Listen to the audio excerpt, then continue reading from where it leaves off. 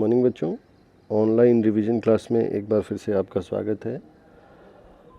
बच्चों, इस कक्षा के माध्यम से हम देखेंगे कि जो हमारा चैप्टर संख्या 5 है, ज्योग्राफिकल इंफॉर्मेशन सिस्टम, क्या होता है, उसका क्या प्रयोग है और क्या क्या इससे हम काम ले सकते हैं, किस किस तरह के इसमें आंकड़ों का एनालिसिस हम करते हैं। बच्चों, ये बहुत ही रोचक और बहुत ही अप्लाइड विषय है। जो ज्योग्राफिकल इंफॉर्मेशन सिस्टम है, इसका प्रयोग हम अपनी सूचनाओं को, जो हमारी इमेजरीज़ हमने अभी पिछले चैप्टर में देखी कि इमेजरीज़ हम सैटेलाइट से प्राप्त करते हैं, उसे निकालने के लिए प्रयोग करते हैं। ज्योग्राफिकल इंफॉर्मेशन सिस्टम की मदद से हम जो हमारी इमेजरीज़ हैं उन पे बहुत सारा एनालिसिस करते हैं और जो जानकारी उसके अंदर छुपी होती है उसको हम निकालते हैं। तो देखिए क्या है ये चैप्टर।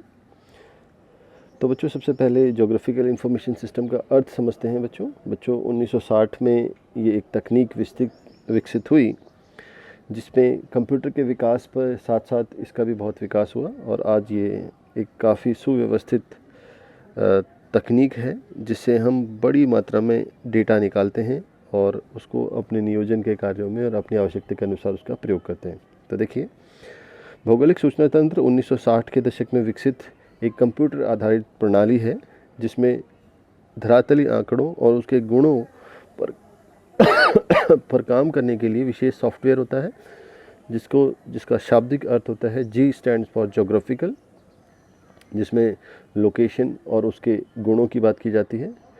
इंफॉर्मेशन, जाहिर सी बात है, सूचना, और सिस्टम यानी प्रणाली। तो इस तरह geographical information system, full form आपको पता होना चाहिए कि जीआईएस का क्या फुल फॉर्म है। तो ज्योग्राफिकल इंफॉर्मेशन सिस्टम बहुत बार एग्जाम में ये भी पूछा जाता है। तो भौगोलिक सूचना तंत्र या भौगोलिक सूचना प्रणाली भौगोलिक और धरातलीय आंकड़ों की प्रविष्ट, संग्रह, परिचालन, विश्लेषण तथा प्रदर्शित करने की प्रणाली है। यानी डेटा को सबसे पहले वो स्टोर करती है, रिट्राइव करती है, देन स्टोर करती है, देन मैनिपुलेट करती है और फिर उसके बाद वो एनालिसिस करके डिस्प्ले करने में मदद करती है। An organized collection of computer hardware, software, geographical data and personal designed to efficiently capture, store, update, manipulate, analyze and display all forms of geographically referred information। तो यहाँ देखिए, बहुत ही अच्छी इंग्लिश की ये परिभाषा है जिसमें बताया गया है कि ये है क्या। तो ये जो जीआईएस हम कहते हैं, ये हार्डवेयर, सॉफ्टवेयर, ज्योग्राफिकल डेटा और पर्सनल, इन चार चीज़ों का सम्मिश्रण होता है जो इसलिए काम करता है जिससे हम ज्योग्राफिकली रिफर्ड इन्फॉर्मेशन को प्राप्त कर सकें। और कहाँ से प्राप्त करते हैं? हम इमेजरीज़ की मदद से, जो हमारी सैटेलाइट इमेजेस हैं उन पे बहुत सारे प्रोसेसेस करते हैं। उन प्रोसेसेस से हमें ये प्राप्त होता है, जानकारी प्राप्त होती है जिसको हम बाद में प्रयोग में ला सकते हैं।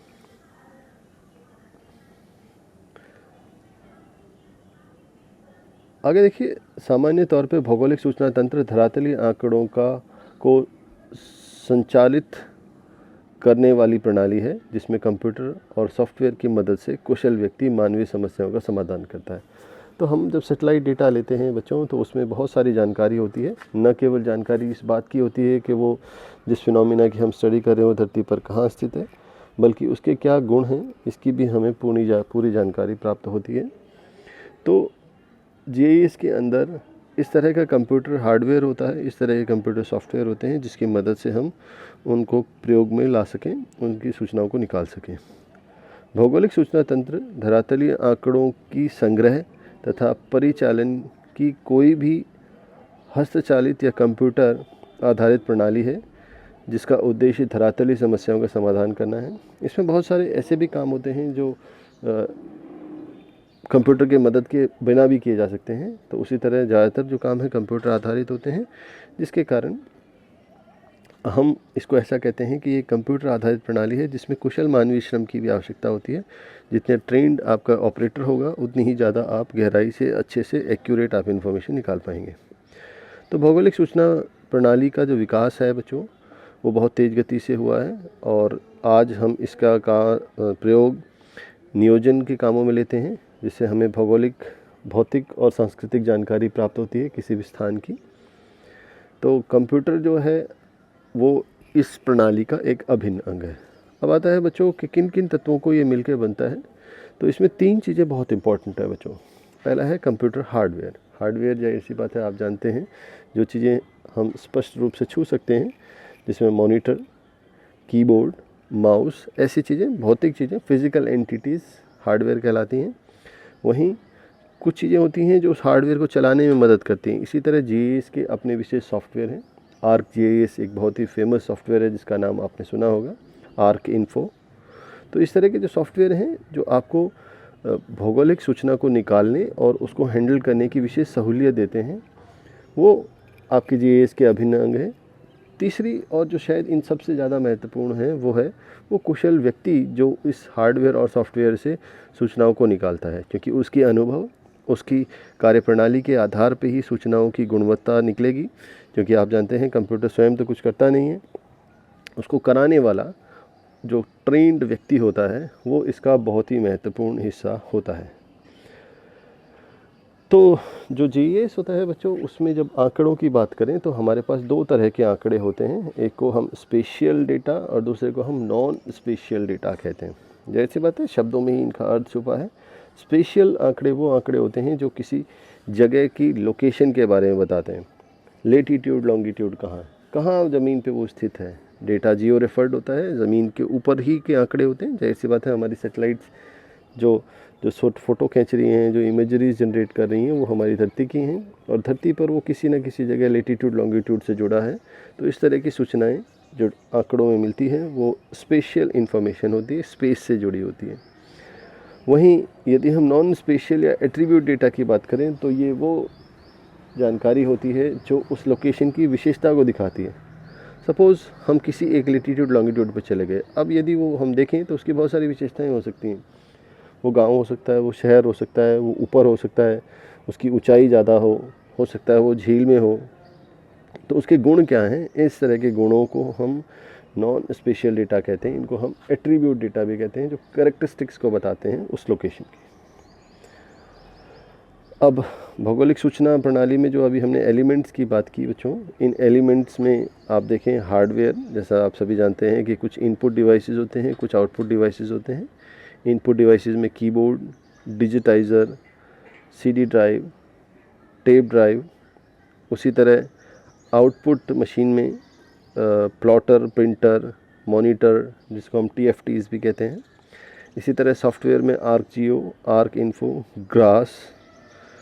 इन सभी के लिए सूचनाएं जो आती हैं, आंकड़े जो आते हैं, वो सुदूर संवेदन के आंकड़े होते हैं, स्थलाकृतिक मानचित्र होते हैं, या फील्ड विजिट से हम इन आंकड़ों को प्राप्त कर सकते हैं। वहीं जो चौथा इसका स्तंभ होता है, जो चौथे इसके तत्व होता है, वो होता है मानवीय अनुभव। जीआईएस चलाने के लिए जो व्यक्ति होता है वो एक बहुत ही महत्वपूर्ण रोल प्ले करता है इन्फॉर्मेशन को निकालने के लिए। तो ये चारों तत्व आपके सामने दिखे हैं। आपको भी इसी तरह डायग्राम के माध्यम से अपनी कॉपी में प्रस्तुत करना है ताकि आपको अच्छे अंक मिल सकें। बहुत आसान है बच्चों, प्रस्तुतिकरण में आपको विशेष ध्यान देना है। अब बच्चों जीआईएस के अंदर जो सूचनाएं होती हैं वो 3 फॉर्मेट में होती हैं, पॉइंट, लाइन और पॉलीगन। यदि आप देखें, पॉइंट फीचर्स वो फीचर होते हैं जो मानचित्र पर एक डॉट के रूप में दिखते हैं, जो सिंगल XY कोऑर्डिनेट से होते हैं और बहुत ही छोटे होते हैं, जो डॉट के रूप में ही दिखाए जाते हैं, जैसे पेड़, कुआं, जो मानचित्र पे बिंदु के रूप में ही दिखेंगे। दूसरे होते हैं लाइन एंटिटी। इस तरह की एंटिटी जो लीनियर फीचर्स होते हैं, लंबे दिखते हैं, एक रेखा के रूप में मानचित्र में दिखते हैं, जिसमें रोड, रेल लाइन, नहरें इत्यादि हैं। ये हमने अपनी क्लास में देखे हैं। हमने जब इमेज इंटरप्रिटेशन का चैप्टर पढ़ा था तो हम सभी ने इन फीचर्स को देखा था कि दिखते कैसे हैं। तो आपको भी ध्यान रखना है कि ये लाइन फीचर्स लाइन की तरह ही दिखते हैं। इसी तरह पॉलीगन, ये एक मल्टीफेशियड वेक्टर ग्राफिक होता है जिसके अंदर कुछ एरिया होता है जो बहुत सारे पॉइंट को क्लोज करके बनता है, एक पॉलीगन कहा जाता है, जिसमें राज्य की सीमा, देश की सीमा, खेत, जिसमें क्षेत्रफल हो अपना, वो सारे फीचर्स पॉलीगन फीचर्स कहलाते हैं।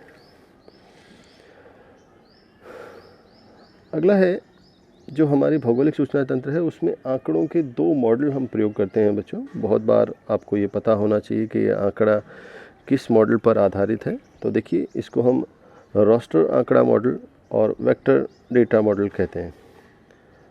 तो सबसे पहला आता है,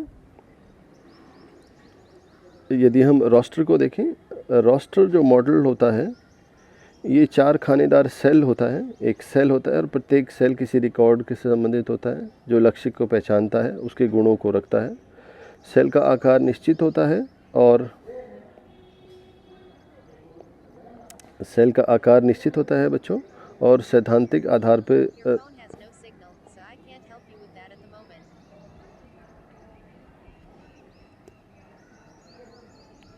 तो सैद्धांतिक आधार पे जो रास्टर मॉडल है बच्चों, वो आंकड़ों को प्रदर्शित करने का सबसे अच्छा और सरल तरीका है। वहीं यदि हम वेक्टर की बात करें तो वेक्टर होते हैं जिसमें 2 फीचर होते हैं, एक्स एंड वाई कोऑर्डिनेट्स होते हैं, जिसमें बिंदु, रेखा और बहुभुज के जो तत्व हैं उनको समायोजित किया जाता है।